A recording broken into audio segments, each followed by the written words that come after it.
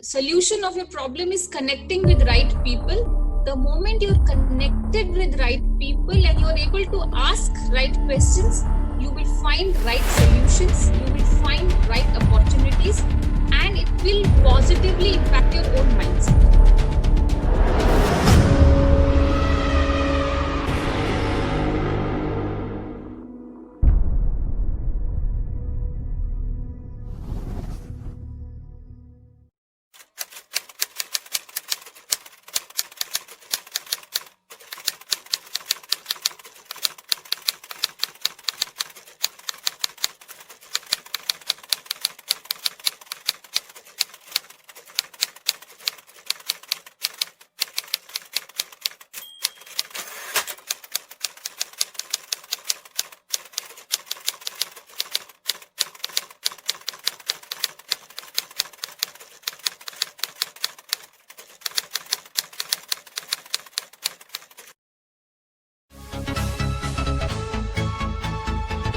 Freak Folks presents to you Honest Talk.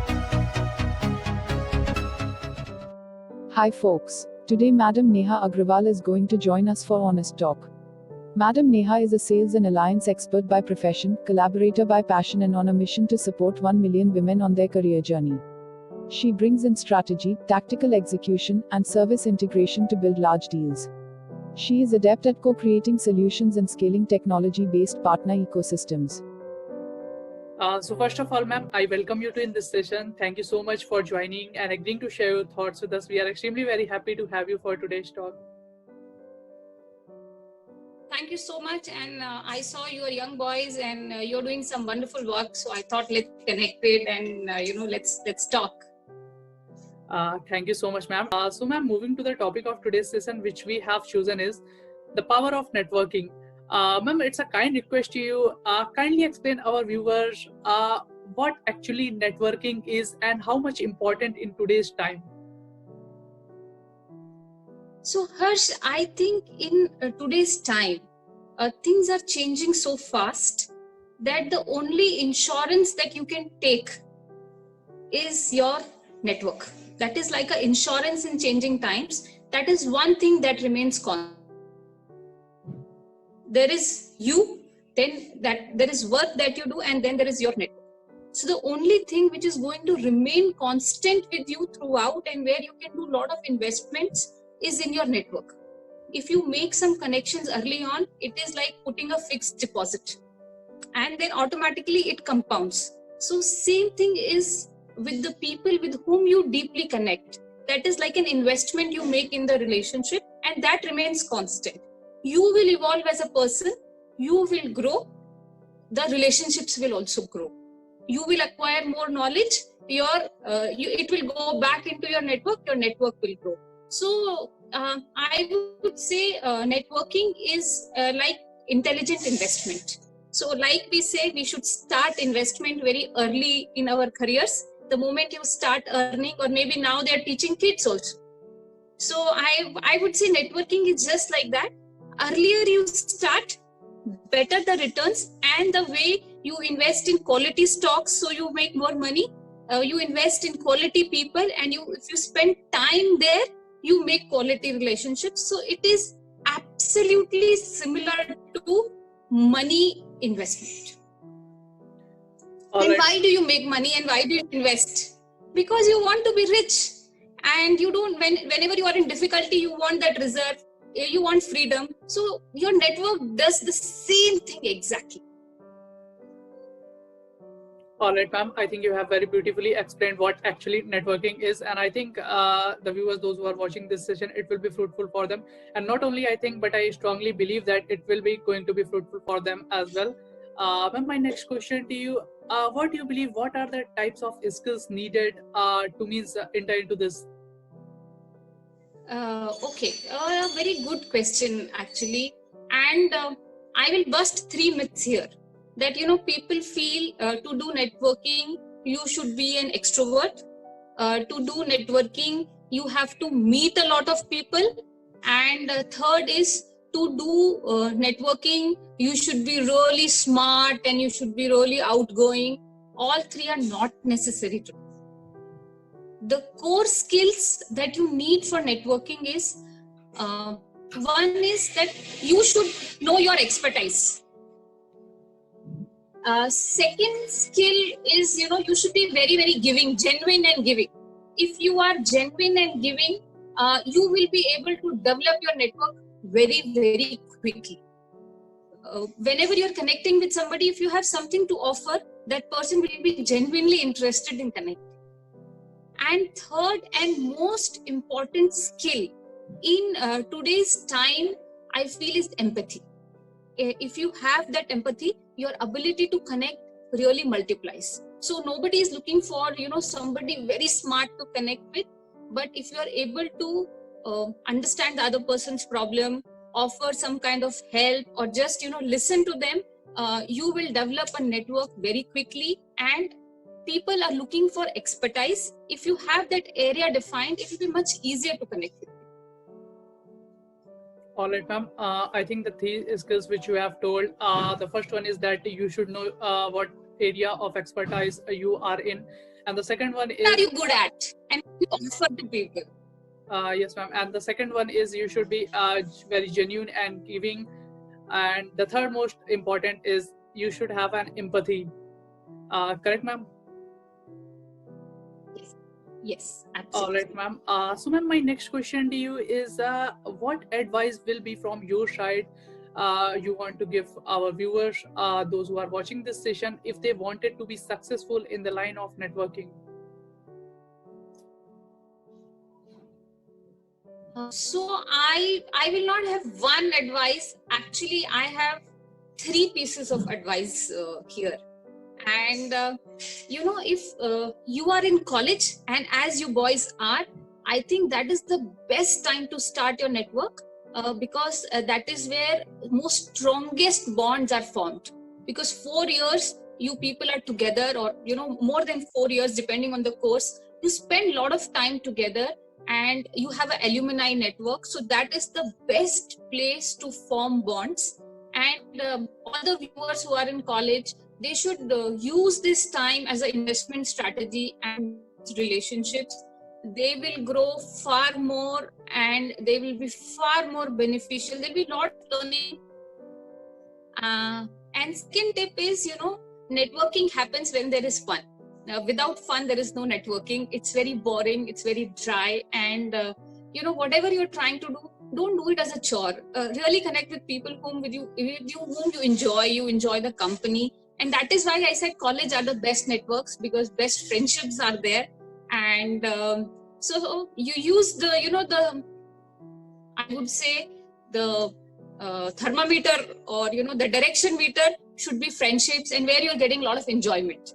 Naturally, you will be inclined towards those people, and if you see a lot of value, double on it. Whatever you are liking and you're getting value, double down on it. And somewhere you see, it's wasting your time, you're not getting value, ruthlessly cut it. What happens is that, usually we are very social people, and we feel bad in saying no. Something is not giving value to us, still we are hanging on. So if you ruthlessly cut it, it is extremely beneficial. And third and very important thing, especially for youth, is keep your identity small. I will explain this to you. Like, everybody wants to be a big shot. Everybody wants to know a big shot.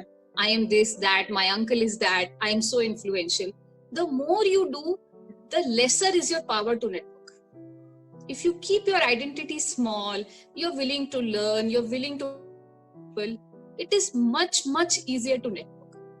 And in my college, when I was studying, when we got into the college, there were some very humble people.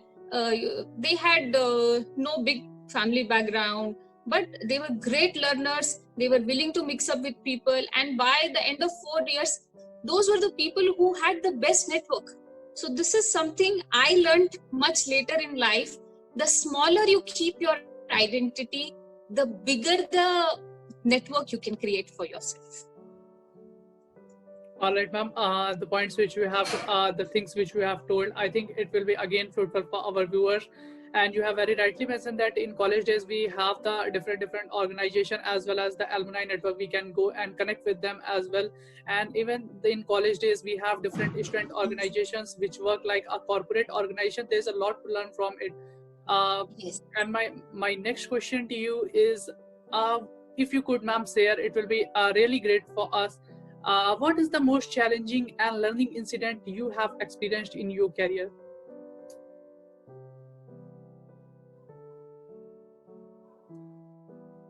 Okay, so I had many challenging experiences. I can't say I had one. Being a lady and being in sales, there were many challenging experiences. But pertaining to networking, I will tell you that I had become a mother of 2 kids, and I had become like Cinderella. I had to be home before my maid leaves. So by 6 o'clock, by all means, I had to come because my maid had to be relieved. So suddenly, my time to network had reduced drastically. I could not hang out with everybody else near the chai ka tapri and talk, or even the water cooler talks had become very difficult because I had to finish my work, then travel for 2 hours and be home by 6 o'clock. So practically I was leaving at 4 o'clock every day. So to leave at 4 o'clock, I had to work like a bull whole day. There was no choice but to just put my head down and work.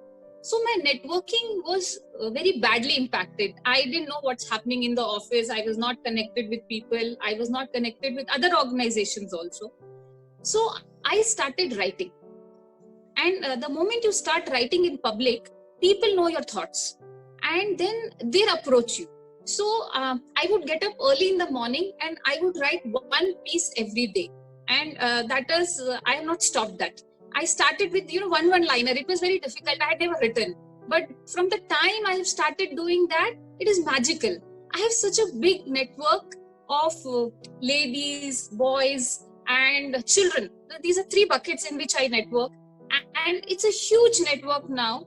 So one is writing, and second is communities. As you said, there are various student organizations like that. I have various women networks. I have various technical networks. So if you contribute in those networks, networking becomes very easy.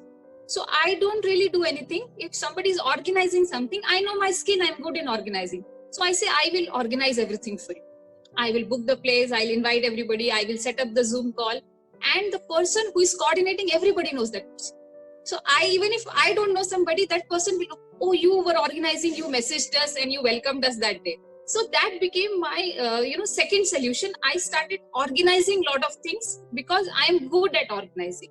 And third thing that I did was, I would, I was not able to do very great things, but I would wish people on their birthdays. I try and wish genuinely everybody who is in my network on their birthdays, anniversaries. If I know a special occasion, I definitely wish them.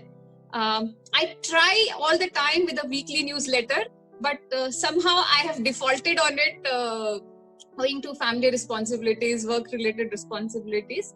But yes, these 3 things have taken me out of that networking crisis that I had hit in my life some 7-8 years back. Thank you so much, ma'am, for sharing all these things. And I think it's a kind of privilege that we did today. We got a chance to listen all these things from you. Ma'am, my next question to you is, what significant changes have you seen took place in your life, or if we talk about in the line of networking? Harsh, my life has changed 360 degrees because of networking. I was like nobody knew me, and I used to struggle to manage work in office. And almost 8 years back, I was thinking of quitting and being a full-time mom because I thought I'm not capable. I can't manage. And that is the first step I took towards networking, that I started talking to other ladies that how are they managing. And then I realized it's not my challenge alone. Everybody is in the same boat. So it gave me a lot of relief. I was like, okay, it's not me, it is a common problem. And from there, I realized that you need not be the smartest person in the room. The room itself is very smart. There are enough smart people available. All you have to do is connect with those smart people, and most of your problems will get solved. So the whole solution of your problem is connecting with right people. The moment you're connected with right people and you're able to ask right questions, you will find right solutions, you will find right opportunities, and it will positively impact your own mindset. So I've never given a job interview. I've never hunt for a job. It just comes because somebody in the network knows your core skill and they will say there is a role and why don't you come and join. So that has been the power of networking in my life. So I spend a lot of time on community work. So all my networking actually happens either through my writing or through the communities that I run. Again, ma'am, it was really a very quite insightful answer from your side, and I think it is going to help our viewers. And I strongly believe that there is a lot to learn from you. But ma'am, today we have a sort of time, so I can't move beyond that. Moving to my next question of this session, ma'am, the question is how leaders create actually the networks and use it. Harsh, a very, very good question, that how leaders create their networks. So leaders have a clear vision where they want to be. Their goals are well defined. And then when they're working on their goals, they specifically connect with individuals and groups who will help in that goal. And whoever comes in the leader's journey, right, they empower those people. The leader's sole job is to empower that person. So that is the effect that they create. Each person that they empower adds himself and that person's network to the leader's network. So leaders create networks in two ways. One is by empowering their own people and the people that they meet. And second, being very focused on their goals and connecting with people, organizations, and groups which will support that goal. So their goals are also accelerated. The path towards the goal is accelerated, and it's the support of the network that comes for the goal, and they are extremely empowering and giving. All right, ma'am. Again, it was really a very quite insightful answer from your side. And ma'am, as I said, I don't want to take you much time. So moving to my last question of this session, ma'am, the actually question is it's a kind of request to you. Kindly explain our viewers how collaboration powers the productivity. It's actually a personal superpower. Not everybody can collaborate. Some can collaborate to a very large extent. Some can collaborate little lesser. So you have to first understand your own personal power. That are you collaborative kind of a person, or you are a authoritative kind of a person, or you are a person who wants to just put your head down and code and do your own work. So understanding your own personal style is very, very important. Not everybody can be super productive doing collaboration. Between me and my husband, I'm the collaborative one, and he's the one who can't speak. He has to put his down and he has to code. He has 6-7 patents to his name, but he can only code. And then he takes care of all the focused work, where nobody should disturb him. All the research work he does, all the collaborative part I do. So it is a lot of your personal style. And the moment you collaborate, your power and your productivity increases exponentially. And you have to know that what you don't know. Only then you can collaborate on those pieces and your productivity will multiply. So the moment you are not very insecure and willing to accept that these 5 things I don't know, these 2 things I know very well, and these 3 things I have some idea, then you can absolutely draw your productivity collaboration chart. Collaborate with people will boost your productivity, will give you more confidence, and those relationships will help you move towards your goal. So know your strengths is extremely important when you are trying to be productive using collaboration. And there are 2 more aspects when you talk of productivity through collaboration. There has to be an element of trust. You have to trust the other party and be trustworthy yourself. If people are not able to trust you, collaboration will destroy the productivity because there will be a doubt all the time.